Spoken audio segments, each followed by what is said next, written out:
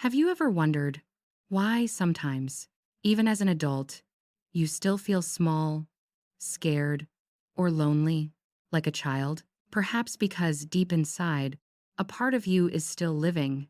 That part is called the inner child. The inner child is not a distant metaphor. It is the purest emotional part of you.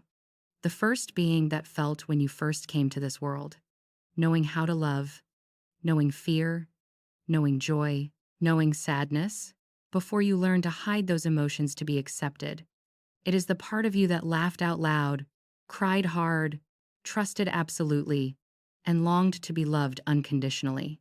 As we grow up, we put on many layers of armor: reason, responsibility, expectations, social roles, and we forget that child is still there, waiting to be seen. But when you feel deeply hurt by something small, or react strongly to words that seem harmless, it is the inner child speaking up. In childhood, each of us learned to survive in this world by adapting to adults.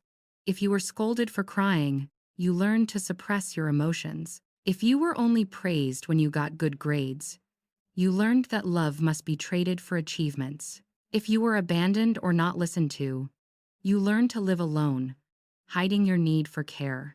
Those memories did not disappear.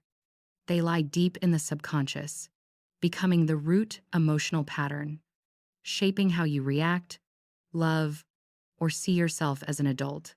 The inner child is a mirror, reflecting all unacknowledged wounds. Some carry the abandoned child, always afraid others will leave, even while yearning for connection. Some carry the controlled child, always striving for perfection to avoid criticism. Some carry the forbidden child, always hiding true emotions for fear of judgment. And some carry the lonely child, always seeking love to fill a void but never feeling enough. No matter what form, that child is still there, patiently waiting for you to return. The scary thing is, most of us don't realize we are living from the pain of the inner child. When you overreact to small criticism, that's not just the adult being hurt, but the child who was once scolded years ago, still trembling. When you find yourself repeatedly choosing the wrong person to love, it may be the child who lacked affection trying to find a familiar feeling, even if it causes pain. When you exhaust yourself trying to please everyone, it may be the child who learned that I only have value when others are happy. Those emotional wounds don't disappear over the years. They just hide behind a mask of being okay. But the good news is, that child doesn't need you to be perfect. It just needs to be heard. The process of healing the inner child begins with recognition and listening. You can start gently by taking a few minutes each day to ask yourself, how do I really feel today? Don't answer with logic, answer with emotion. If you feel sad, acknowledge it.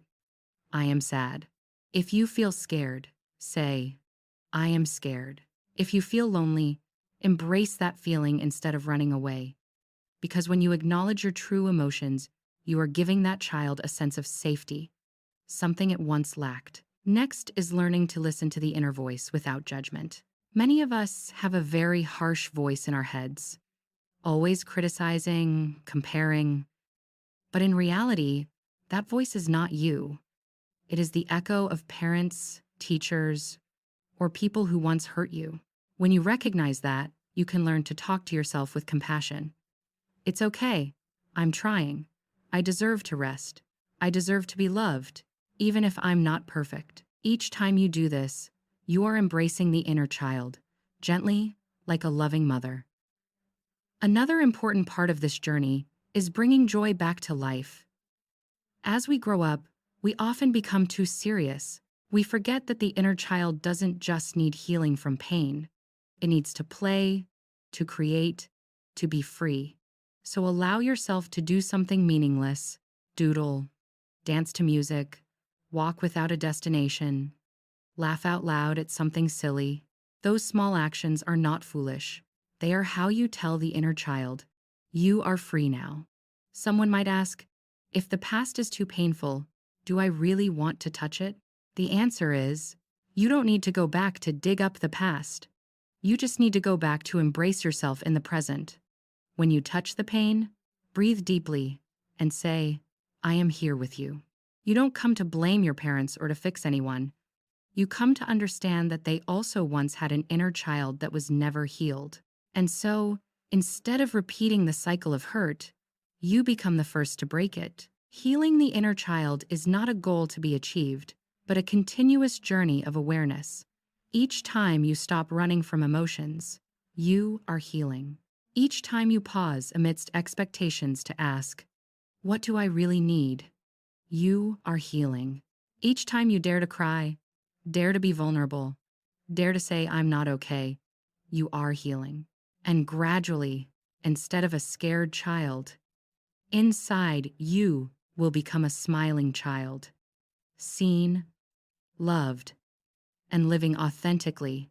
Remember, no one can turn back time to give you a different childhood, but you can become the father, the mother that child always needed. When you know how to love, care for, and protect your emotions, you are rewriting your entire life story. You don't need to be strong all the time. You just need to be honest with yourself.